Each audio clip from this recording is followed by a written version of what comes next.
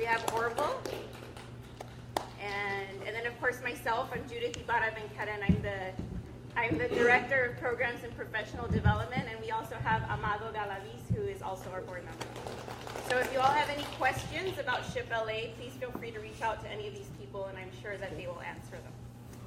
So, a couple of other things. We are recording this. We've got a camera up there. We've got a live stream that we're trying to do right here for it's happening. For our SHPE LA page. And I know the commissioner is very active on social media. So there's people that unfortunately we had to turn away tonight because we wanted to keep this in an intimate setting so that way all of you can have a chance to interact with the commissioner and vice versa. So because there are people that are not here with us tonight, we know that social media is a great way to kind of engage and make sure that they kind of get the feeling of what we're trying to do here tonight. So just be aware of that.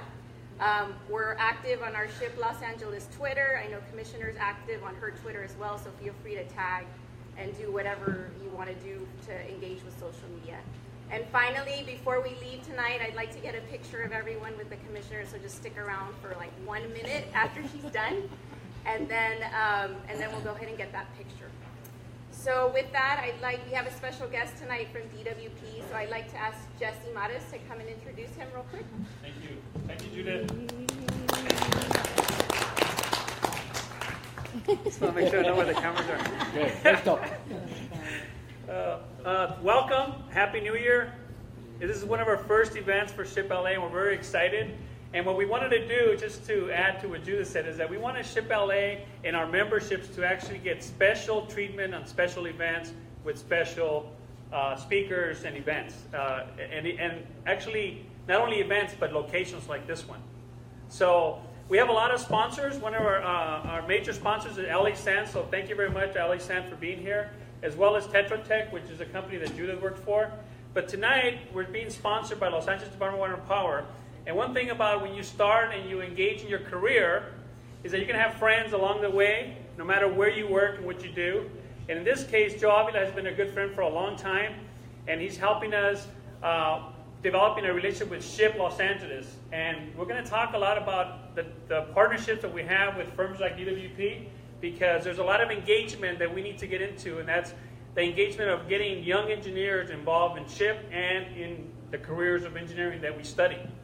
So without anything else, I'd like to introduce Joe Avila from the Department of Water and Power to say hello. Oh, and Jesse's wearing his pin from his daughter, in case you were wondering right here. The first Latina queen of the Rose Parade. And it was the 100th anniversary of the Rose Parade, so he'll never take this off. Thank you. So yes, thank you very much. Welcome to our facility here. This is a facility that was started by the Department of Water and Power.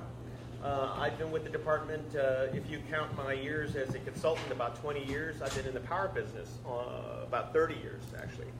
So I used to be a consultant, and I was a corporate banker a million years ago, and I've been with the department officially as a staffer for the last 10 years. And I really love DWP. And before I forget, I want to point out a friend of mine, Art Castellum, is here also. So there are several generations, Art being my mentor and a friend, and he worked for Mayor Bradley and actually was in charge of the Department of Water and Power back in the day. And so he is a good friend of mine and helped steer my career and I wouldn't be standing here if not for that gentleman right there. So just want to say hello to Art. So I love DWP, and I love being around engineers in particular. I'm a frustrated engineer. I'm a finance and policy guy. I went to that other school, and then I went to SE, got my MBA. So I'm really a finance and policy guy, but I love being around engineers. You know, because of you guys, the imaginings of people like at Disney become a reality. The imaginings of Aura, our newest commissioner, can become a reality. We're really, having been in the business for so many years, you know, I'm a flat earth guy, I'm a conventional fossil fuel guy. That's how I started my career. But I've looked at a million different kinds of renewables.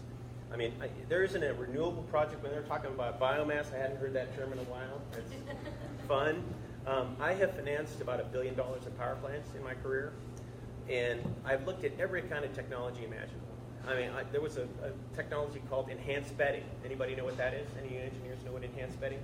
That's hay with stuff in it from animals that has a BTU content that you can actually run through a power plant to produce energy. So that's the kind of plant I've looked at. Biomass, wood chips, almond shells, every kind of technology, run to the river, hydro. So it's been really fun. So I started my career financing renewable power plants, and then I graduated up to doing gigantic fossil fuel coal plants. Sorry, clean coal, right? And natural gas facilities. So clean coal, right? I know, exactly. Well, here's the thing, it keeps the lights on. And so like I said, I'm part of the old generation. Really what I love is seeing all of you and these new and young engineers coming up, and you guys are really going to carry the future. When I talk about the Disney imaginings, it's going to take your fresh minds and your new perspectives to take us to the next level. And what I love about what's happening in the power business, when we have Vanessa is with the Department of Water and Power, and she did something today, and I'll mention it real quick. So today we had a presentation on a huge project that we're doing. It's about a $3 billion. It's called pump storage facility that we just got approval to proceed on, that we've been working on for about a year. And Vanessa had to do a part of the presentation. And part of this discussion, and the reason I'm here, is because I've been charged by the Department of Water and Power to help promote and recruit more Latinos into the department. You're looking at probably the highest ranking Latino at DWP. It's kind of sad, quite frankly, because when I walk into a meeting, it's me and me, and that's it's a good thing. Well, no, she's higher than I am. So she has her own room way down at the end, in the throne down there, the commissioners. But yeah, so I mean, it's a good thing that I'm there, but it's not a good thing because I'm the only one. So today I was really excited because Vanessa was in the room, and Vanessa had to do part of the presentation. Now I can tell you that in that room there was probably 400 years of experience, about, I don't know, 10 men and 1 Latina, and she was it. She had to do a presentation today, and it must have scared the crud out of her. Poor girl. I felt so sorry for her because they're doing the presentation, and then they get to a slide, they say, Vanessa's going to do this slide. Vanessa's got to stand up in front of all these guys, including my boss as the chief operating officer. So I was very proud of her because that must have been very frightening, to be in front of all of these very, very senior.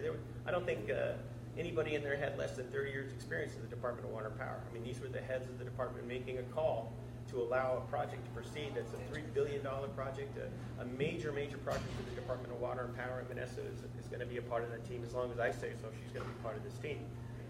So it's exciting. It's great to have this, like I said, this new generation of Latinos coming into the department. We need more. Part of the reason why I'm here is because I talked to Jesse and I told him that I'm going to make it my commitment as long as I'm part of the department to bring more people that look like us to the department. I want more Latinas. I want more Latinos. I want more of us getting into STEM programs. One thing I've learned in my career is that it's one thing to yell at the building and to, hey, you got to change. It's a whole different animal to be in the room when the decisions are being made. Being in that room makes all the difference in the world. You make differences in terms of who you hire. Vanessa's going to stay on this team because I'm in the room. That makes a difference. I'm a senior department employee, and I can be the shot caller now. If not for me, maybe Vanessa wouldn't be in the room at all, and certainly in the future she probably wouldn't be in the room. You have to be part of the team. You have to be part of the leadership team to make the differences. So all of you in developing your careers is so essential. Being technical is being an engineer, quite honestly, is a gift. So leverage that. Move up the food chain and then reach back. Be an Art Costello and find another Joe Avila and find a bunch of Vanessas, which are way better than a Joe Avila. And reach back and pull somebody up. Always be thinking about who you can help. You never know. Just by virtue of being in the room, if you see it, you can be it. We've all seen an African-American president. Do you think in your mind that you don't think that we can have an African-American president now? Of course you can, because you've seen it. Until you've seen a Latino GM at the Department of Water and Power. Wait 10 years. You won't believe it. So it's important, children who see you as engineers, they see you graduating from college, your siblings see you going on and getting higher educations. You don't have any idea how inspiring it is, the fact that they see you in those positions, getting higher education, running your companies, being part of as an executive in different organizations. It's so critical.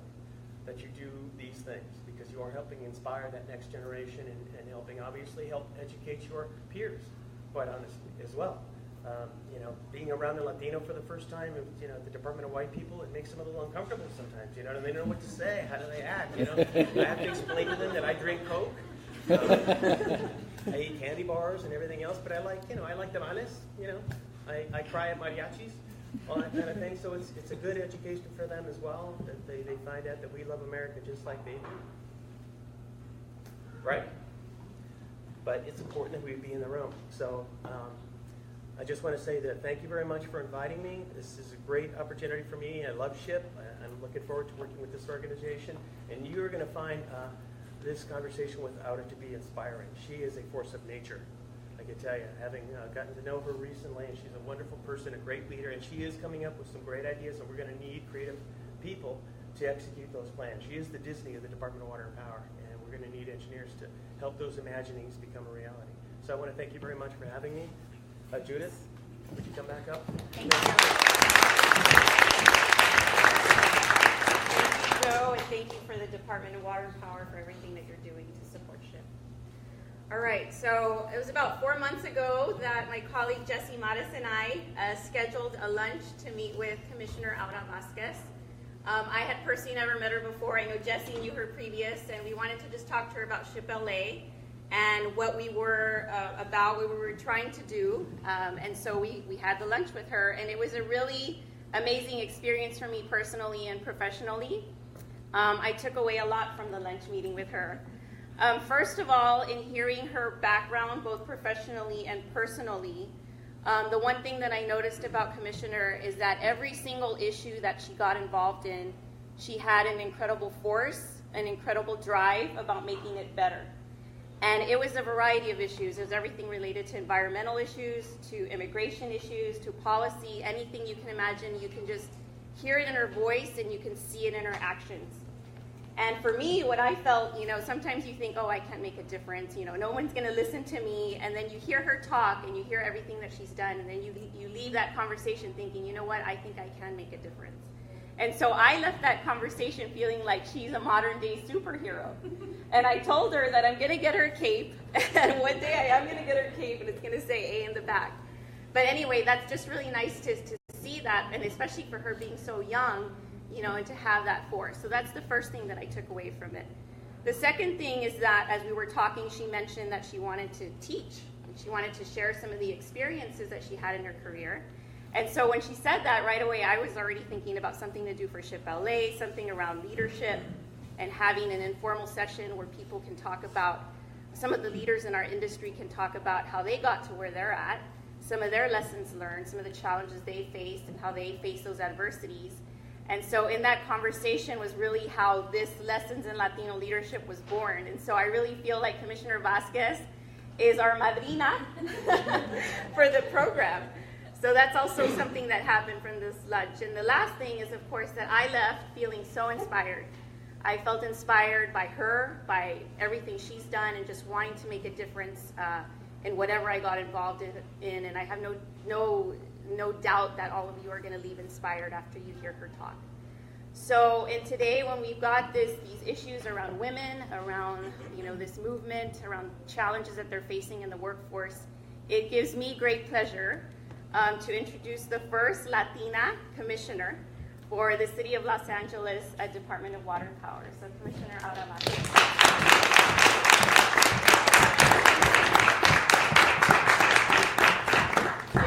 I'm a daughter of 3 kids. But my parents, they have we're 3, my older brother, my younger brother, none of us have kids, so I have not been able to be a madrina really to anyone. So for me, it's very exciting to be a madrina finally, not just to 1 or 2, but like to so many. Thank you so much. Thank you so much for inviting me. I wanted to reflect a little bit on that day. I think Jesse was one of the first people that contacted me when I first became appointed to be a commissioner, and I know him in my capacity as a community organizer for the Sierra Club in my days where I built my career actually fighting the fossil fuel industry and the extraction industry to really bring the world a better, a much healthier environment, especially because those that live in the world are us, and because pollution is something that really affects us, especially Latinos and people of color. So for me, it was really, really important to lead that crusade, and I feel that a lot of that work really led me to become a commissioner today. So I'm somewhat an unusual commissioner. I'm not sure every day maybe, but I feel like we're in 2018. We are in the mix of a very interesting political environment, very threatening to our families and our communities, to women, and I think that the time is now. And I think that it couldn't be a better time for me to come to the board. I'm very grateful to Mayor Garcetti, and to not just to him, but to his team that really saw in me something that I couldn't possibly see in myself, and that have enabled me to be where I am today and really enact some of my ideas and my values and the policies that I move forward at DWP. So, you know, I not long ago, after I became a commissioner, I had the pleasure to be featured in the Sunday paper for the LA Times. Ivan Penn, who is an investigative reporter, did a story about my life. And Ivan actually has been someone that has pretty strongly spoke about the Department of Water and Power and showed some very criticisms. But yet he was here sitting with me in my backyard one day and interviewing me and kind of learning about my work. And you know, my work really started when I was a little girl. I was 11 years old when I saw a science show about the ozone layer. And in this show, they talked about that the ozone layer had a hole, and that the causes of that was greenhouse gas emissions. And I'm Colombian. I was born and raised in Colombia, and I remember just thinking, wow, this is really bad. Like, you know, the world is heating up, and the ocean is gonna rise, and basically we're all gonna die. So, you know, I remember just being really alarmed and just thinking, like, how can we do that to the world? And, you know, and as someone that grew up going outdoors with my grandmother and my parents, and you know, enjoying the beauty of my, you know, my native Colombia, like, I felt really compelled and quite shocked that we were doing this to each other, to the world. So, you know, Monday I went to school and I asked to talk to my principal, and you know, I told her that I seen the show. I told her that the ozone layer had a huge hole, and that the earth was warming, and that basically the animals and everybody was gonna die. So, so she said, okay. And I said, what are we doing about, you know, in those days we used the term global warming. So what are we doing about global warming? And she turned around and said to me, well, what do you want to do about it? And I think that that's been the question that has really shaped my life, that has really turned it all back to me to say, well, what's my piece? What, you know, what are some of the things that I can do? And I feel like that was really like the turning point for me. I went and I started the first environmental club in my school. I recruited my classmates and my science teacher, and we went from classroom to classroom teaching people about the ozone layer, global warming, and how to mitigate the effects of basically climate change. And you think that at 11 years old, this is maybe 20 years ago, maybe more. You think that that might have changed, but I found myself moving to LA after immigrating to New York City at 18, moving here 10 years ago, and finding the same fight, fighting the same thing. How are we gonna mitigate the effects of climate change, and why? And why we needed to do it, and who was being affected, and who was being benefited from the solutions that we could have to mitigate climate change. So I tell this story because I feel like my path, and throughout our conversation, my path to leadership started very young. And I somewhat attribute that to my parents, to see them in their own power and in their own leadership. I attribute that to my principal for turning me to that question. And I attribute that to like the passion and the love that I have, that we deserve a better future and that we deserve better. And it's our responsibility to do that. So I wanted to talk to you guys about what takes to lead. And some people think that they need to go to business school to learn how to lead and become PhD in business, or lawyers. There's tons of lawyers. I can only lead if I'm a lawyer. And the question that I want to leave you guys with is that it's your responsibility to lead.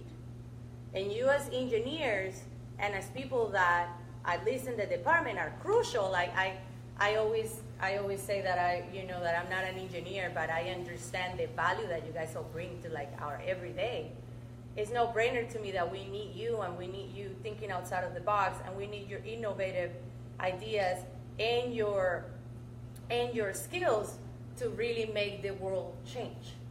I mean, the fact that we have solar today just didn't came about because, I mean, it was people like you that made it possible. So I wanted to start the conversation with what it takes to lead, because you don't need a special cape, even though I'm gonna get my cape. You don't need to be a PhD. You don't need to have a lot of money. There is tons of mothers. I personally know plenty of mothers just 20 minutes south from here in South LA that have done incredible things for their communities just by taking action together. So I really believe that you guys are ready to take on leadership just when you are ready to say, I'm ready to do so. So a lot of people tell me, well, yeah, so but how do you go there? Like what do you do? Like how do you know which way do I go? And I think it's important to remember that what has made make me successful is my passion for what I do. I love what I do. I can't imagine myself doing anything else than what I'm doing today. Protecting people, creating policies to protect them, protecting the environment. I don't know. I don't think I could be a nurse because I don't like needles. I don't think I could be. Let's see. Like, no, I think that this will be like the one thing, but because I feel very passionate about it.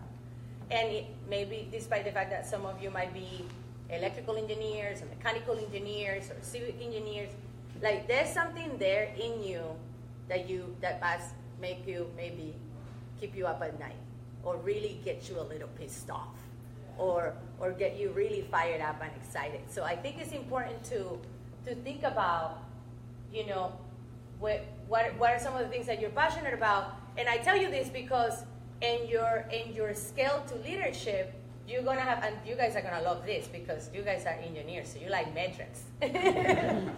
So you're gonna have to develop goals and benchmarks. So my hope here is that one day, very soon, Joe and I are not gonna be the only people in leadership at DWP, and the only Latinos and Latinas in leadership, but that there's gonna be a pipeline of people to be in leadership, and that there's many leaders in leadership, not just 3 Latinos and Latinas working in a leadership and such an institution. We employ a lot of people. It's pretty outstanding. And if you continue, I think I'm one of 2 commissioners at my level of seniority and power in the whole state. I'm one of 2 Latinas in the whole state. So we definitely need, like, my hope with this conversation is that you guys start thinking strategically about where you want to go. Whether it's that you maybe want to serve in your neighborhood council, or you want to serve in another commission, in your planning commission, so you need to start thinking about where you want to go, and what are some of the things that you can, the goals and the benchmarks that you can develop for yourself to get there. This is like very important about building your network. All of the people that you went to school, probably some of them is still in touch with, people that you work, become your friends and family. This is really important because for us to get in a place of leadership, it turns really political. Believe it or not, it turns very political. And it takes time and effort to build those relationships and build a network. So as you think about where you want to go, and I never really imagined, my plan was never really to become a commissioner. I like my role as a troublemaker and instigator and challenging the status quo and calling to the obvious. I was very comfortable there. But I think that I at some point in my career decided to run for my neighborhood council and kind of give that a try and trying to bring more sustainability and diversity to my neighborhood council. And then little by little, things started to unfold. And I think that happened because throughout my career, despite the fact that I asked some pretty tense questions in our government, I think I was able to build very good relationships with everybody. I was able to sit with people and say, I don't agree with you, and we might not agree on this, but I still hear you, and I can see how this is not just a black and white, issue. So I think it's really important that you try to be, get to know your city council member for sure, wherever you are, whether you live here in LA or in a municipality nearby. Who your controllers are, your board of supervisors, like who your branches of government are, because this is I would consider a pretty small niche. And it's important that they also get to know you and see you as a resource and a value, because you have a lot of valuable resources to offer with your experience and with your expertise as an engineer. And the other thing that I wanted to mention is you really got to understand the issue that you're really passionate about when you come and try to broaden your network. So this picture was taken at NREL. NREL is a sister lab to this lab, the National Renewable Energy Lab in the Denver area in Colorado. And I went to present about why we were thinking about going 100% renewables in LA, why we were partnering with NREL to do a study to go 100%. And as you see, I don't know if you can really see, but in the picture it says here 74.4% of residents who live within 1,500 feet of a drilling site are people of color. So I think people at the lab really thought, they were very thrilled that I brought the equity and the reality that we needed to get LA to 100%, because these 15 people and these 74% people are at risk of dying right now. So we can't just sit back and let this kind of go unattended. This is really important. And these are people of color. This is people just like me and you. So I mentioned this and I brought this picture because it reminded me that sometimes in our issues, they're not so linear. And I think engineers sometimes can be very linear people. So you gotta have to move it around a little and understand whether it's maybe you're a parent and you care about childcare or your school. Not long ago, I have someone that came to talk to me at my office hours and shared that there was a bypass and she wanted to turn it into a bike lane and with native plants and part of the land was DWPs and part of the land was the street, so all this other stuff. But this woman has such a clear understanding of why that was important and the need in her community, and she really understood even funding sources, and she had spoken to so many people, and this lady is like a college student or something, that she saw the article at the LA Times and she felt compelled to come and tell me and see if DWP could possibly support her efforts to make the valley more sustainable and better. So I encourage you to understand that all of these issues are also interrelated. That when I talk about people living next to drill oil sites, this is not just exclusive to this, that this is part of a bigger thing and a bigger system that really is affecting, again, us, that constantly keep getting the short straw every time we have to pull, So I wanted to mention this also. The other thing that I wanted to say is that it's so important to get political. And not so much because you might have aspirations to maybe be a commissioner or maybe run for office one day, but because it's your civic duty. And we cannot teach our younger generation how to do that unless we also do it. So I know it sounds great. We all like to bash on the young people and say, you know, the millennials don't care. They don't really turn out to vote. But unless we, the parents, show them the way, like my parents did, they're just never going to learn. So you guys got to get involved. Maybe there's someone like you maybe running for office in your municipality or where you live in your neighborhood. Get involved. Go make some phone calls. Phone bank. I mean, like, door knocking. I mean, like, those things. And when I say get political, you start getting to know those folks. Those elected officials also get to know you.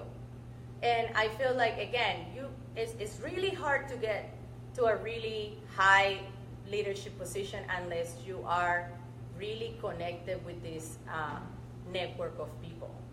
And the way to just get to know anyone is by working, collaborating, talking with them, you know, relating to them and helping them where they can be. So I think it's important for us to remember that besides the fact that this is our civic duty, this is also a way for us to get to know someone and say, wow, I didn't know this candidate was so awesome, or I didn't know it was so awful. I'll never come back here. You know, like, this is why I should be running. Why is this person running? You know, or so, or you know, or bring your ideas. Like, that's something that I used to do when I was organizing all the time. Like, I would come to the candidates and say, what if you champion this policy? What if you can do this other thing? How can you turn this idea into a policy?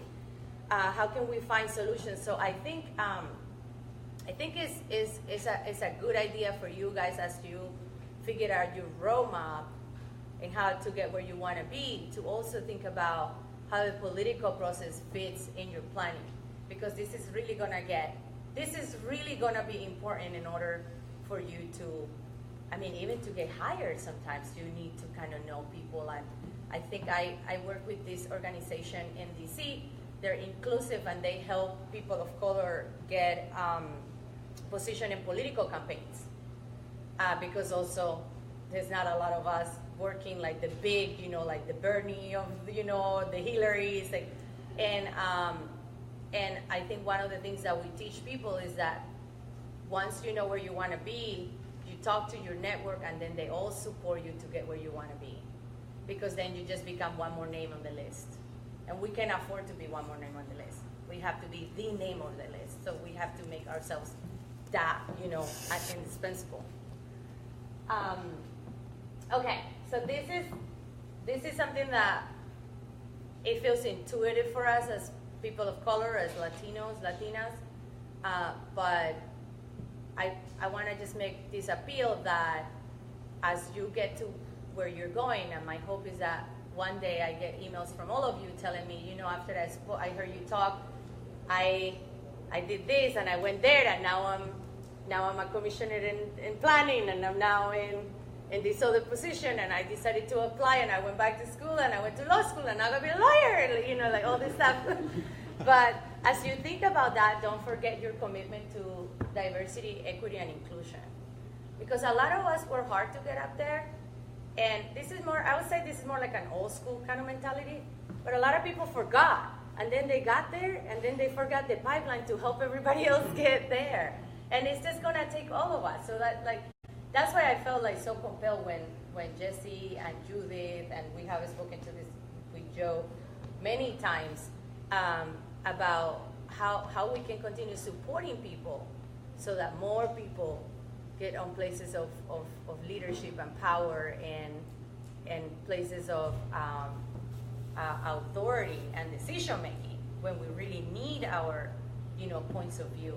So I encourage you to continue your commitment to equity and inclusion. And this part of equity, I want to dive in a little more, because I feel like even for us women, it's even harder. We still earn less money than men. I mean, I think California has been pretty amazing that we have created laws to kind of figure out, mitigate navigate that, but we still don't have equal pay. I still show up in meetings where I'm the highest ranking woman, and men are interrupting everything I say. I still go to meetings where I post my ideas, and nobody cares about my idea, and a man says the same idea, and then everybody thinks it's great. So I get that, and I see a lot of people laughing. and I encourage you men to be our allies and our ambassadors and our, advocates, and give us that platform. Because it's not that we're not prepared, it's not that we're not magical and amazing, it's not that we're not as educated and as experienced or more, it's that really we have a system of patriarchy that is really, it's really something. And I think now you see it more with the Me Too, you kind of see more and more stuff like coming out on women and just just in general, all the things that happen that can be very subtle.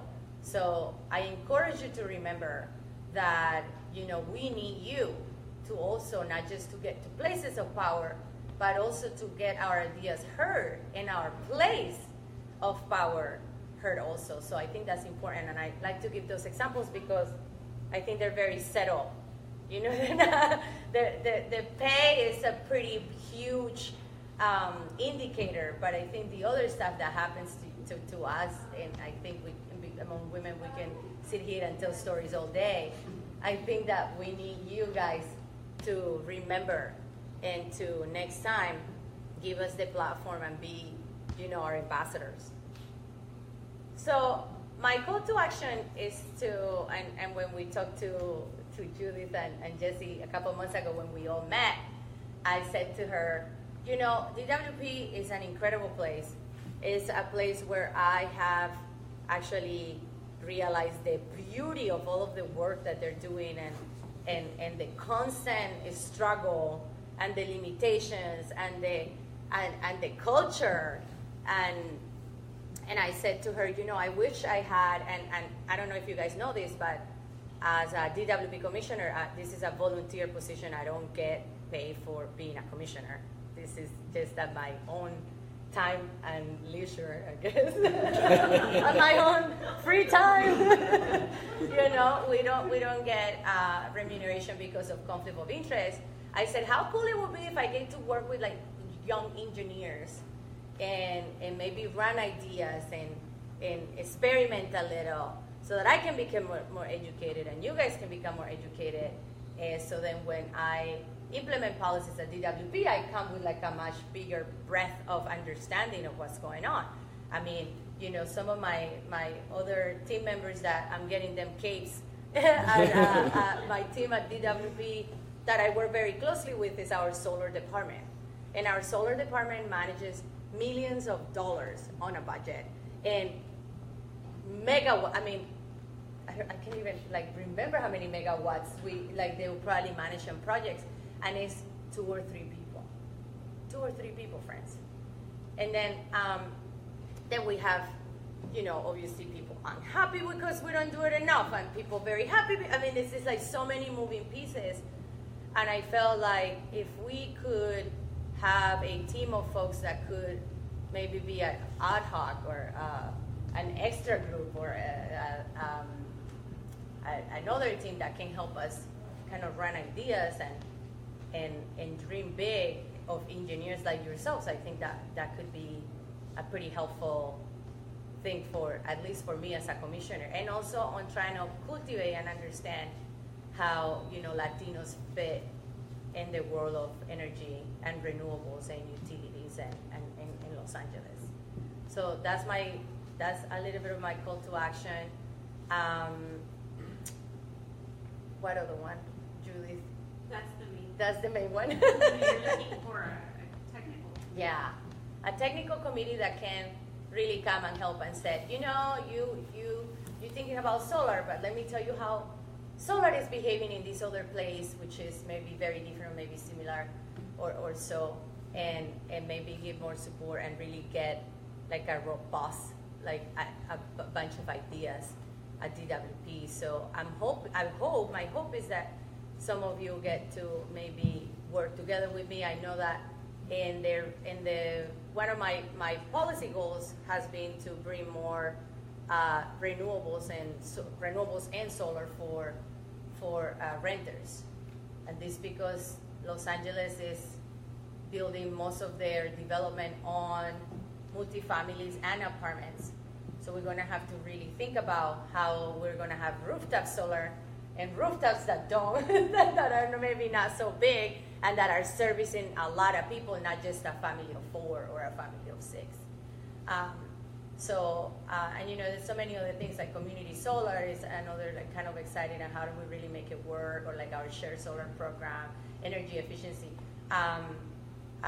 I can think of battery storage, which is like a new, is somewhat a new technology that we're really gonna need if we want to deploy more renewables, you know, to the grid. So I hope that you can join.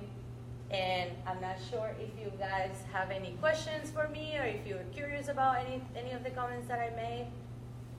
The committee that you're looking for people to help, is it strictly on solar, or do you have other topics, other committees? So LADWP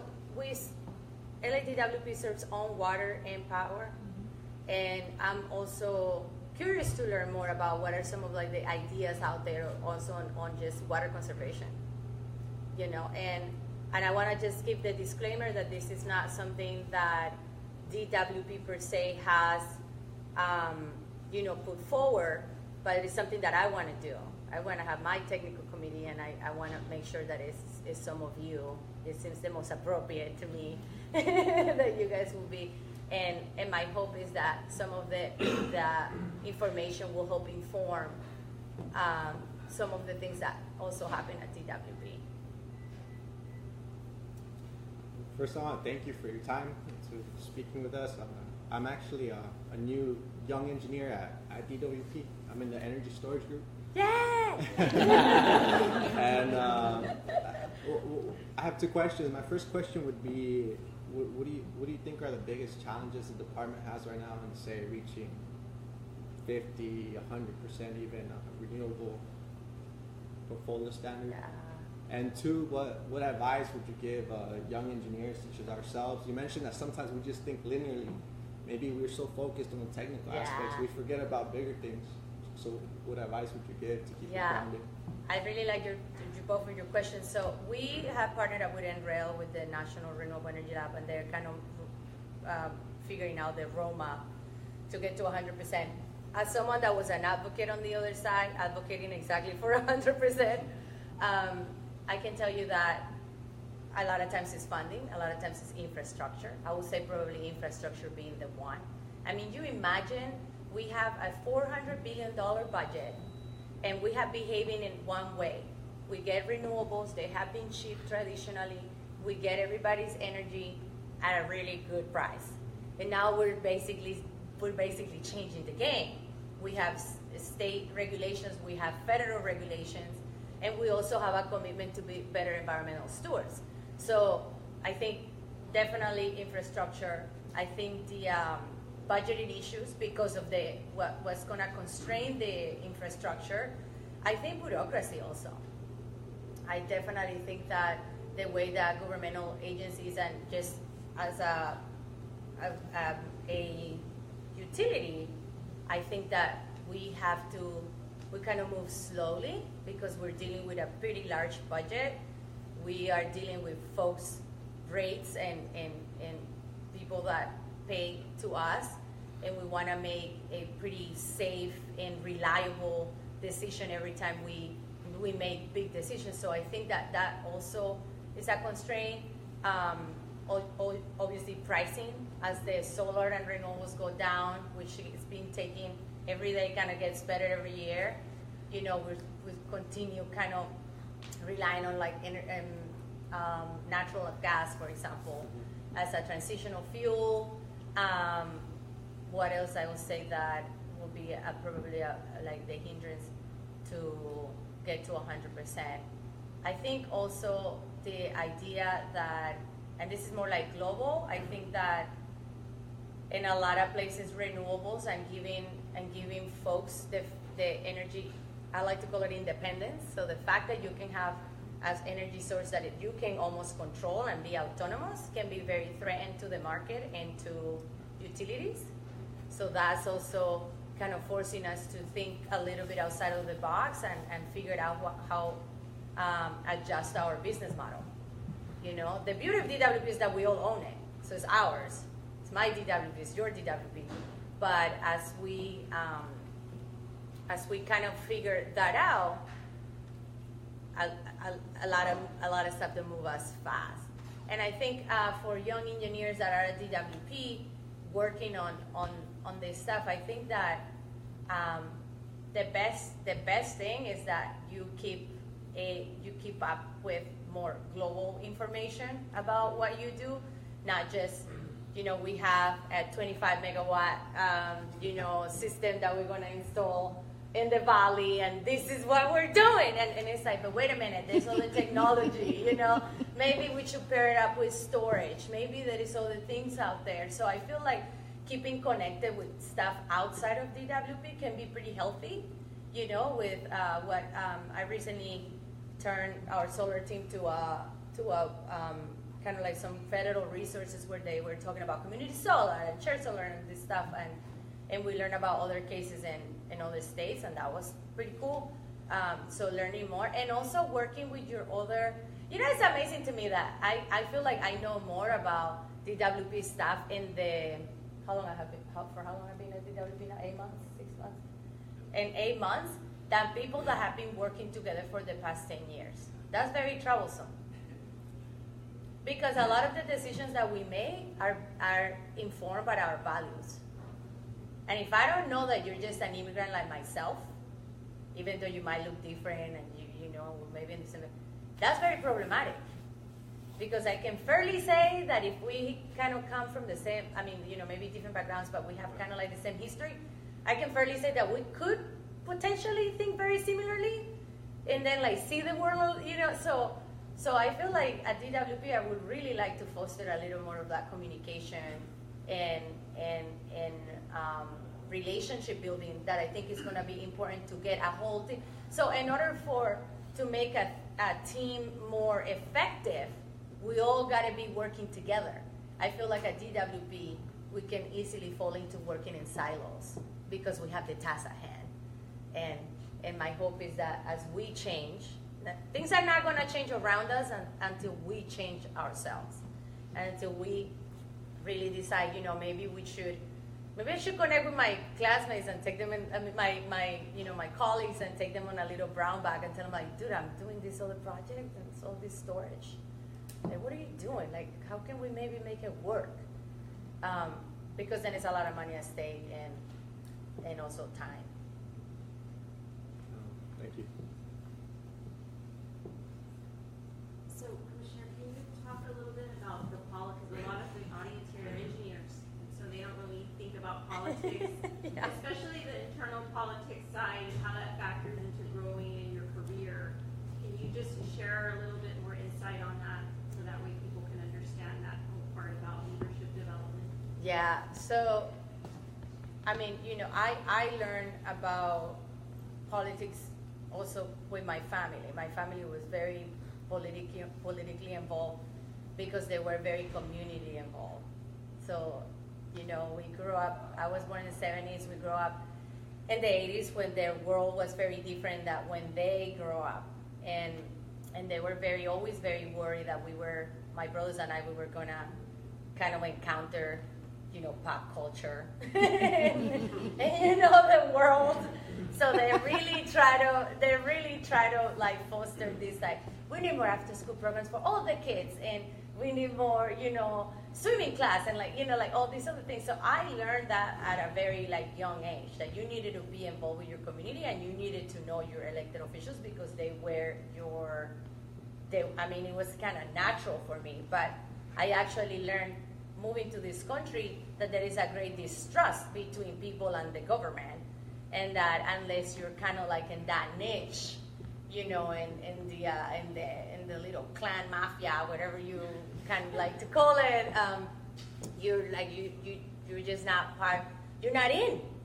But I think we can change that, and I think we have to change that. And I think that earlier I spoke about get to know who your elected officials are and go talk to them and say, I'm an engineer and this is what I do, and I think I have this really awesome idea. Would you help us, or would you?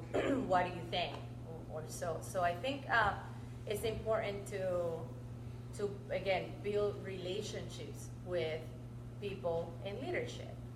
And a lot of you are not like I studied this. I went to Harvard to study this, you know, and so I really know when somebody comes with a problem, I immediately think, oh, this is the policy that we have to change, or this is the policy that we have to create, because that's what I do. That's what my professional career.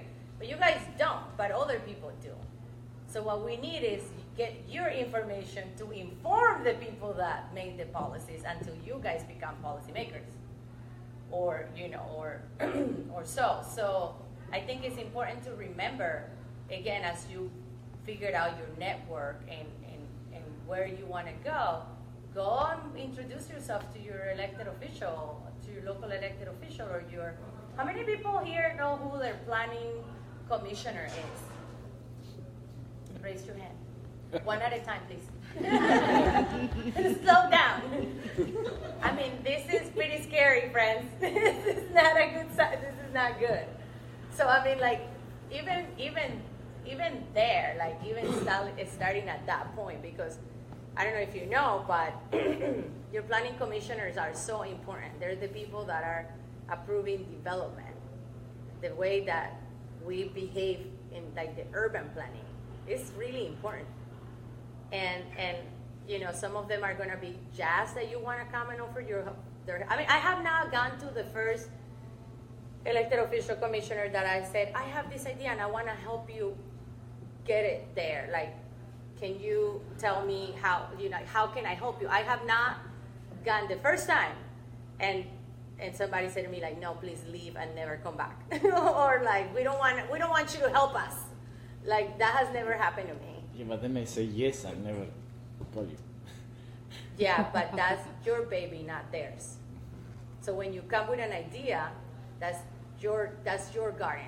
You gotta attend to your garden. It's not theirs. You're just there because they have something that you don't have, which is they have a position of power, they have a decision making, and they can get it through. But the how, you're gonna have to make it happen. So you plant the seeds, you grow the garden, and they just basically once in a while put some water. And you put the water every day, but they're once in a while say like, oh yeah, I got some water. Come this Tuesday at 2 o'clock and testify for that, or you know, or so on. But you know, like, yeah, things. This is how we change the world, guys. Like this is really not coming from Washington D.C. or from government. I mean, like even all of the decisions that they make at that level. Even Mayor Garcetti, who is so wonderful, his constant approach is like it comes from us. We give him like the ideas. We tell him the things that we want to do, and then with our help, we get it through. So being a young Latina, I'm sure you've faced many obstacles on your path to leadership. So if you could just talk about one of those obstacles that really impacted you and maybe shaped your passions, and also just give us some advice as how we get out of those obstacles, or how we don't stop those obstacles from propelling us forward. Thank you. Thank you for your question. I don't get asked a lot about what my obstacles are, but you know, I'm a young woman with an accent. I'm an immigrant, so just that. I'm like back in like in the back of the line, you know. So I just don't let people tell me no. I don't care what you think about my accent, really, or I don't care if you don't think I look like what a traditional decision maker looks like. I don't care that you don't like that I stream my talks. I don't care that, you know, that, I don't care that you don't like that I'm accessible. I really don't care, because I know that I'm doing what I'm supposed to be doing. So I think that when you're really rooted in your mission and what you're standing for, I think the other stuff is static. And you gotta pray for them. You gotta pray for all those people too that are like constantly like tell you you can't do that. I mean, you know how many times I've been told by my family I can't do it. I mean, they were probably the first people that were like, you can never do that. That's not going to happen, you know? And you just have to have conviction and believe that what you're doing is the right thing to do. And I think that the other thing that has been really strategic for me is my community. It's like the people around me that it's like, yeah, they might think you're crazy, but we don't think you're crazy. We actually think it's pretty awesome, or you know, we really believe that you're doing the right thing, or you know, so you also kind of have to know where, you know, where your heart is and what you really stand for, because change is never easy. Change is not easy for us. It's never easy for you to change. Imagine what it's like to try to change others or other people or other people's vision. So that's really hard. Like, keep your eye on the prize and keep moving forward. And if one door closes, you go and open another one. And if that one closes, you just keep open doors, and then you become an expert door opener. And then you just keep opening doors. And then in the mix of it, people start taking note that you're not gonna give up, and this maybe is important. And then they start questioning, well, maybe this should be important to me, you know. So I mean, I remember with the coal campaign, people will always tell me that that's never gonna happen. That's never gonna happen. That's never gonna happen. And I was like, all right, well, so tomorrow I got to call you again. And so it was like constant, like shutting doors down. I think the power of building, the power of relationships, I really believe that. The power of even building coalitions and partnerships and relationships with even those that don't believe in you and that don't maybe understand you. There's a great fear in people's hearts. And I think that even in politics, you see it today, how, you know, I mean, we saw it with this current federal administration and how he played in people's fears. And that's something that we have to heal ourselves, and we have to heal those around us. And in the process of being good to one another, we also grow and change and heal and keep going. And I think that that's like the same. Sometimes I'd say, you know, I'm just gonna go work at Starbucks and forget this. And then the next day I wake up and I'm like, all right, we gotta do this again. And somebody's gotta do it, and then if it's not me, so then who?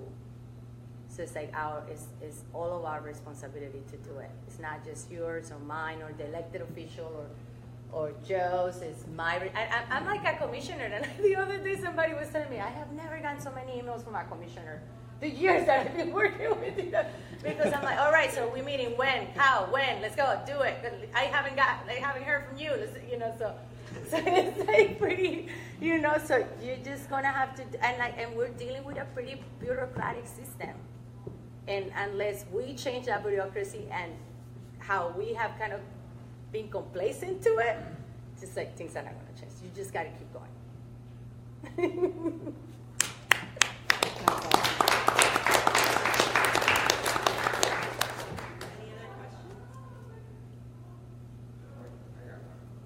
So you mentioned that, you know, engineers are linear, and it's true. Sometimes we very much are, right? We're focused on a goal, and we have to execute it, and it's like, okay, let's go from here to here and get it done.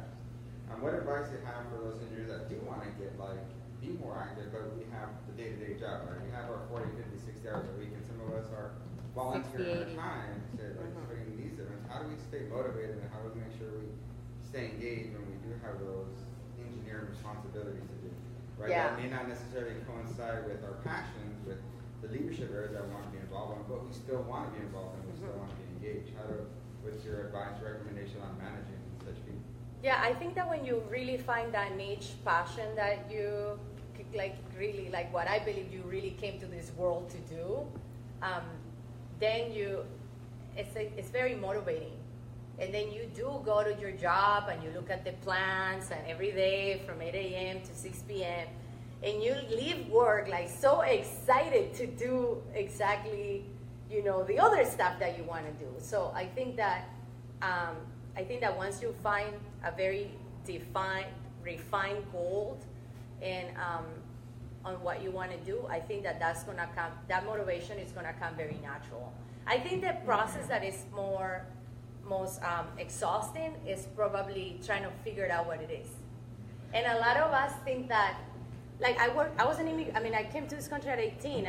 I struggled. I was an undocumented student for many years. And I was so fixated on working on immigration policy for so many years. Like, I was like, no, it's got to be this way. And I was like, comprehensive immigration reform. And I was like, all for it.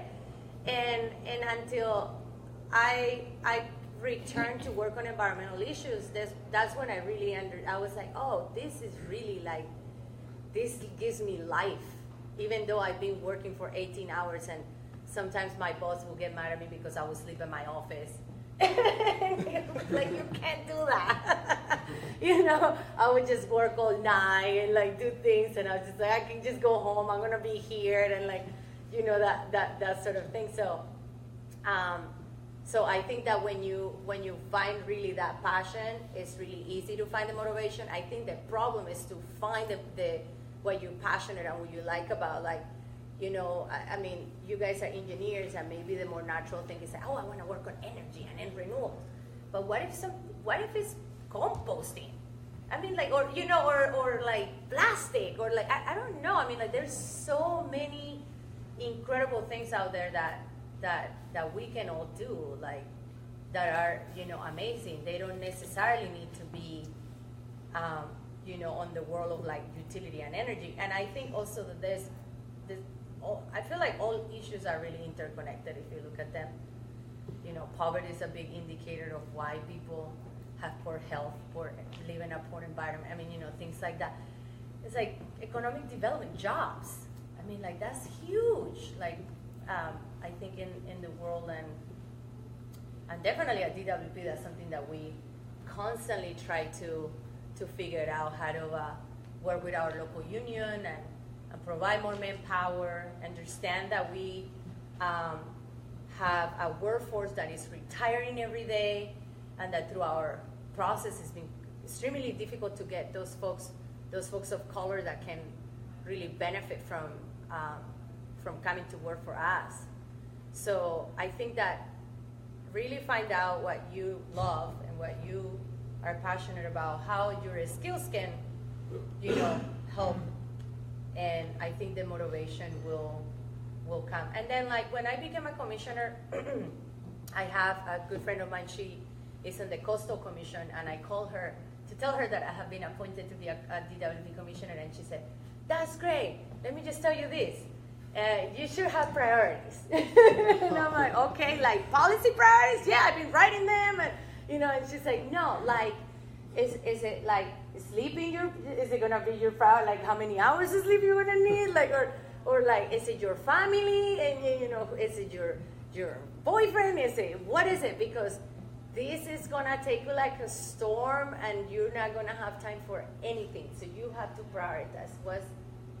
Is it, I'm a meditator, so is it going on meditation once a week? Is it like, what are you gonna do that is gonna keep you, happy and going and like motivator? So I think also prioritizing, I would say that has been a really helpful advice for me, because a lot of you are probably parents, have families that you have to account for, but you got to take the little ones and get them to work. Like my parents did with me. Get them to like Google stuff, and the little ones are good helpers.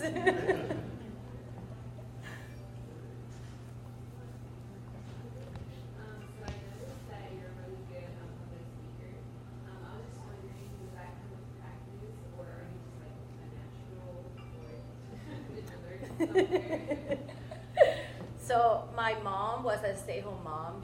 My mom has a 3rd grade education, but when we were born, think about this, like the early 80s, my mom thought all of us had to read and write at age 3. And the way that she taught us how to read was by memorizing poetry. So I was memorizing poetry as I was learning how to speak, and reciting and all these things. It was just like her little thing, and she's not a very educated woman, but she's an extremely smart woman, you know, and I'm grateful. I'm very grateful for her for doing that.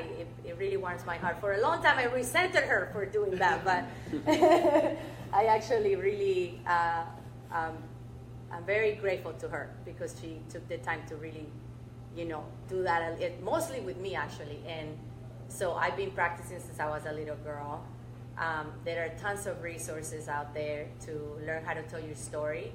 Today, I work with the National Democratic Training Committee. So I'm one of the trainers. We go to all 50 states to train people on how to run for office. So I teach people about public speaking and telling their story and diving in and learning about your values. This is that my story is not something that I sat with Ivan Penn and he was like, let me write it. And he was in 2 hours ready.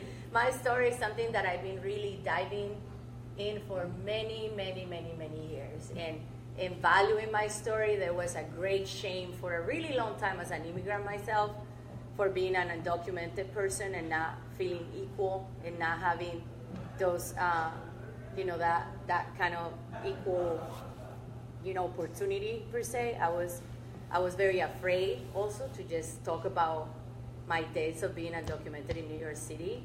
So I think that it has come with like more maturity, more comfort, and also just seeing other people telling their story.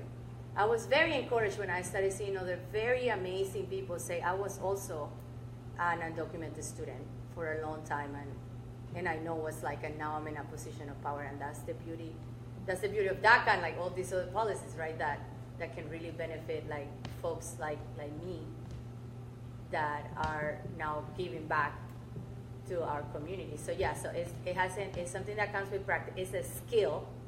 I don't think that public speaking is something that you're born with. You just certainly are born and you're like reciting things, but it's something that comes with practice. So you need to practice. I sometimes, because I am very aware of my accent, which I love, I sometimes record myself and I hear myself and I'm like, wait, what am I talking about here?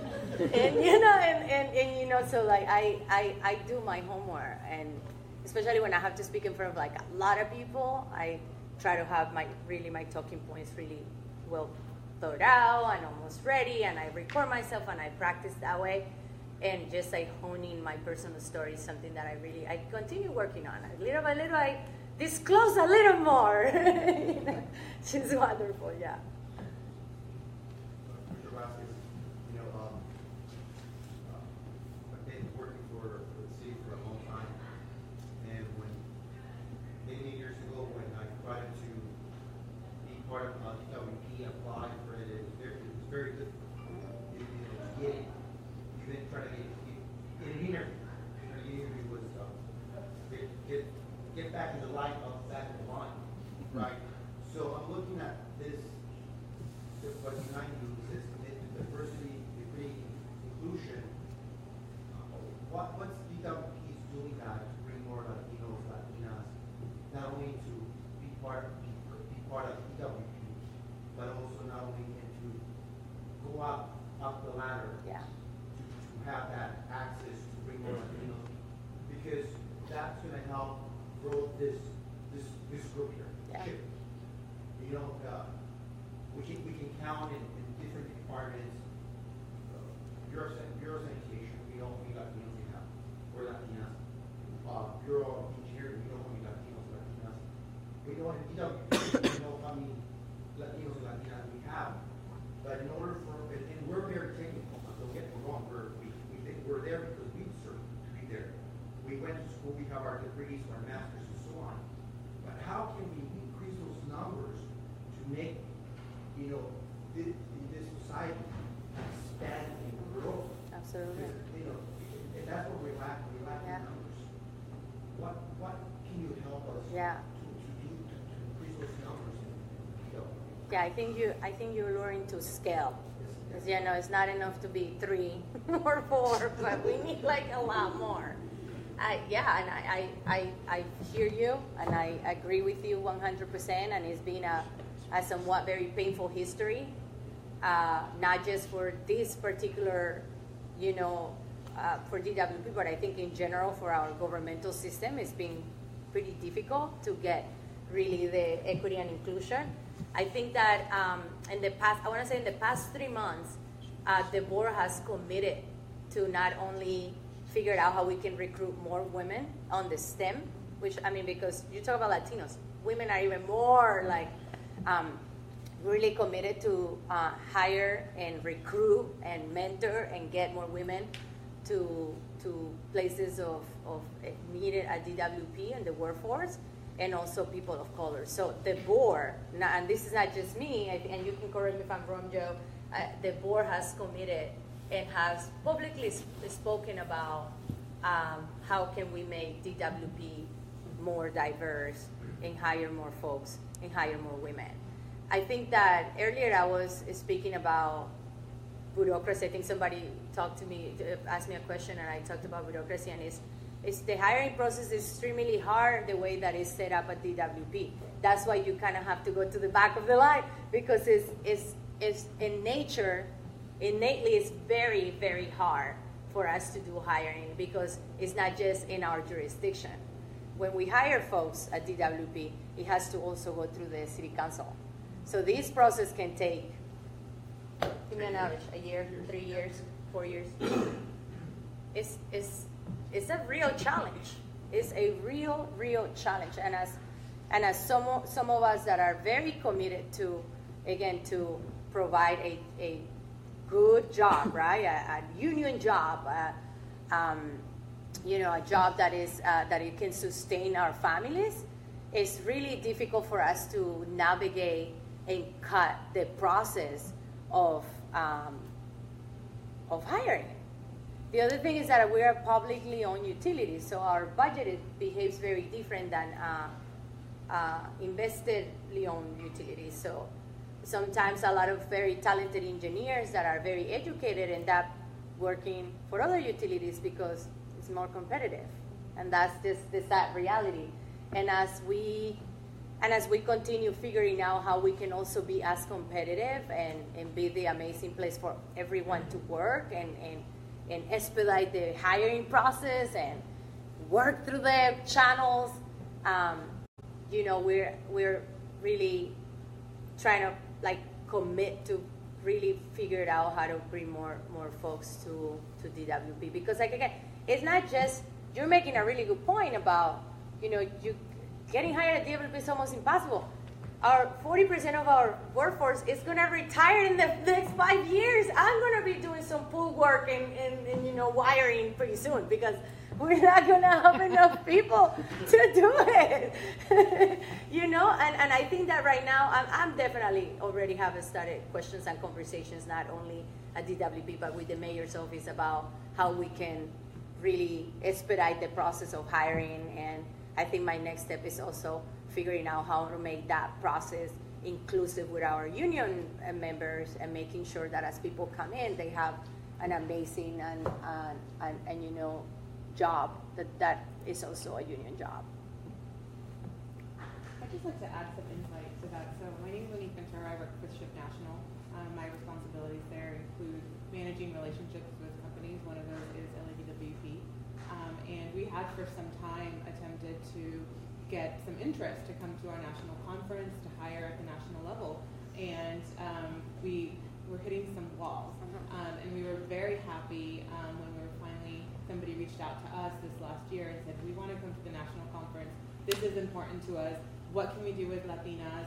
We need to hire. There was some red tape about needing a private interview room because it needed to be in a private space. And so we've done everything we can to work with LADWP to make those arrangements to ensure that the opportunities are there.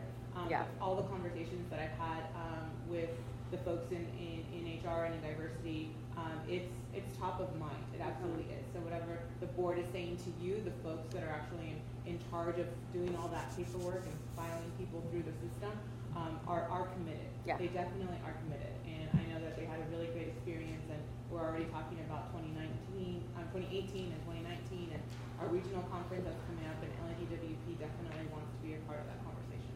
Yeah. And have it on top of our minds for me is not enough. Personally, I don't, we need to figure out how to get it done. And I think that that's where we are at right now figuring out how to really make it work and not just, a symbolic commitment, but how do we really gonna increase our workforce as they retire and increase them with women and people of color. I just may add from personal experience. One more question. So you gotta wrap it. Oh yeah, sorry. I commend this because the fact that you're coming out to speak to SHPE. For example, I'm a product of the intern program at DWP, but now I'm going to speak next month at Cal State Long Beach and try to recruit others. And so, me as a person of color who I'm in tune with these issues, now I'm aware, and maybe if one day I'm in the position to hire an intern, I can give that person a chance who may have been overlooked. And so I think this is a great step going forward. I'm glad that that's been your experience with us. That's exactly what we're trying to foster at DWP for sure. Yeah, I want to thank you for being here, and echo to Amado's point of giving us something to think about and thinking outside of the box.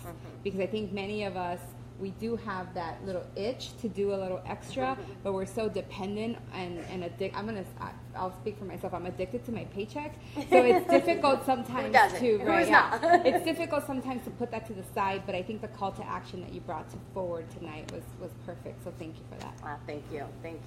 I want to thank all of you for coming. Judith for giving me the opportunity. Jesse for bringing me to Judith and getting this thing going. For Joe for coming, thank you for coming. I mean, I know that I can always count on you. We're fighting the good fight at DWP, and of course all the supporters, Lacey for being always an amazing place for all of us. You guys should come check this out, and if you have ideas, I feel that this would be a really amazing place to also incubate them. So thank you so much for coming, and I'm pretty accessible out there. You can easily find me. And so where do we go if we're interested in the committee? Oh, so we'll talk offline. Okay. Yeah, she asked about the committee. So, we'll have some follow-up on that if you're interested in getting involved. But just wanted to thank you again, Commissioner, and I hope, you all found this valuable, and we'd love to hear your feedback. This is our first L3 discussion. And it is streaming live, so feel free to use social media. So that's all we have for tonight. Thank you.